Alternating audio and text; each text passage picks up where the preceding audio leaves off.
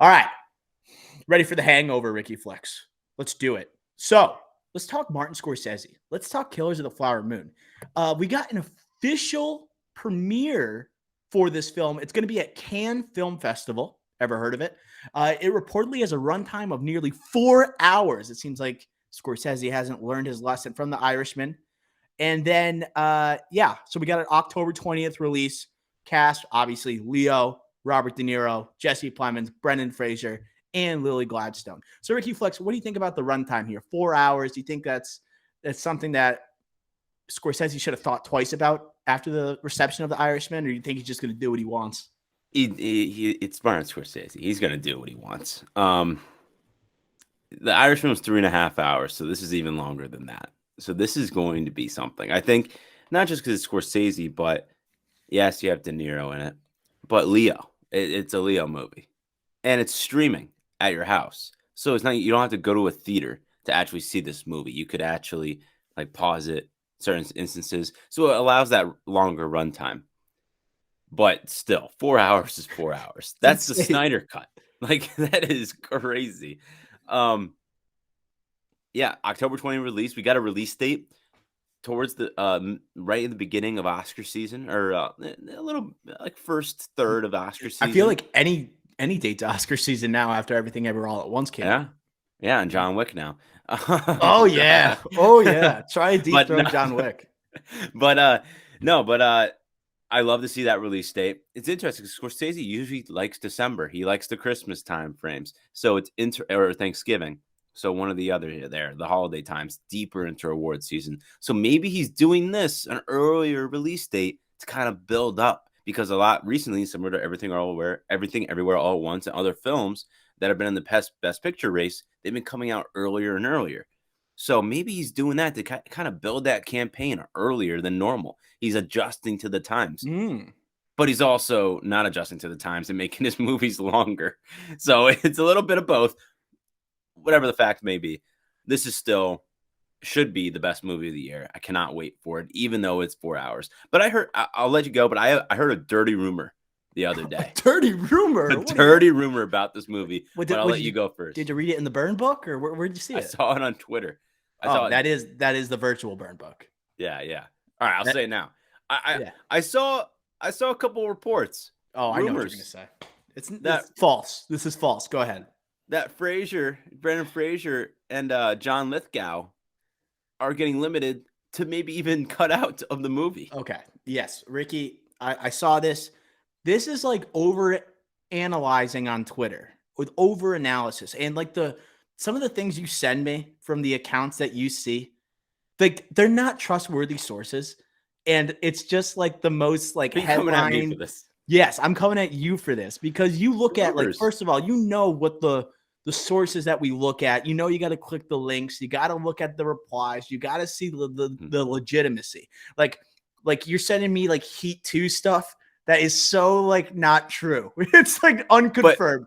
And like the only reason I think they were only saying the major players of this movie, there's no way that Brendan Fraser and John Lithgow are getting cut out of a 4-hour Martin Scorsese movie. I agree. I'm just saying. We're just going to get Leo for 3 hours. I don't hate it, but the rumor mill, it's false. Similar, like the Heat 2 stuff, I'm going to push back on that a little bit. That is a true rumor. And Austin Butler got asked about it up front, and he avoided the question. And he avoided it. He didn't want to answer the question when he got approached about Heat 2 and him playing the Val Kilmer character. He didn't deny it. He avoided the question altogether, but said, "I recently rewatched Heat, and I love it." Ricky, we only do confirmed stuff here. We don't do rumors. I'm just saying, there's always something of substance behind a rumor. It's not true, but there's something iffy. And that's why I said it's a dirty rumor. It's dirty. Yeah, that's like right there. Jesus. But you know what I think is that this movie maybe initially had them cut, and now they have to make it around 4 hours because they need to include the recent Best Actor winner. Exactly. Right? Exactly. So I would say they have, but that's a reason why he's going to be in the movie, not out of the movie. But that's supporting my point. Where I'm like, hey, it's not true, but there's something behind the reports or the rumors. I will say also why this is kind of brutal to say, but like why I'm okay Oh, with no. this being 3.5, 4 hours. It's because when The Irishman is 3.5, 4 hours, you got like 80 to 85-year-olds as like the leads that are holding the screen for 3 hours. Like everything is in slow motion with these guys. Everything. Or it just looks terrible with the de-aging. Like here, it's at least like we get Leo, we get Plemons, Lily Gladstone. Like at least like we're not watching at De Niro walk at the pace of Robert Pattinson as the Batman for the entire movie.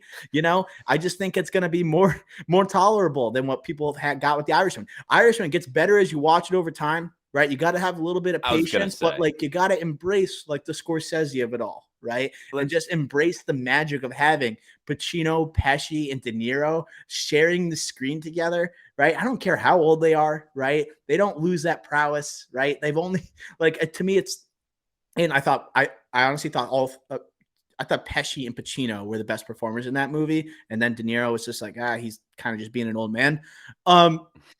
Yeah, so I just think it's gonna be. I think it's gonna be more exciting 4 hour movie, but I don't hate on Irishman. The Irishman is not a masterpiece because of the de-aging CGI and also De Niro not in his best, but he's not bad. He's still good. But it is amazing. That movie is amazing. And the slander that it gets is so misappropriate. It's inappropriate. It's ridiculous. And it's just because of de-aging and that one kicking scene. You take that out, and I think the slander would go away. That one scene. But nope, that one scene is just the gloss over the entire close to being a masterpiece that it is. And it's so shameful. Martin Scorsese, thank you for making The Irishman. Amazing movie. Discredited at the Oscars. Nothing.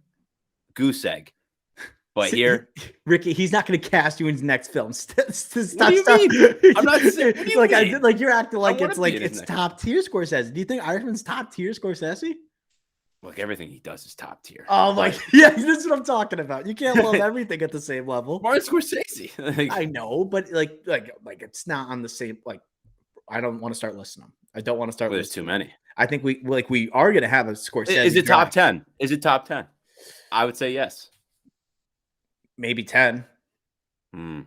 I don't know. We're gonna do a draft. Let's save it because we're gonna do a ranking and draft. You're gonna have to wait till October for it. I apologize, but that's gonna be like a Wednesday drop that we're talking about. Okay.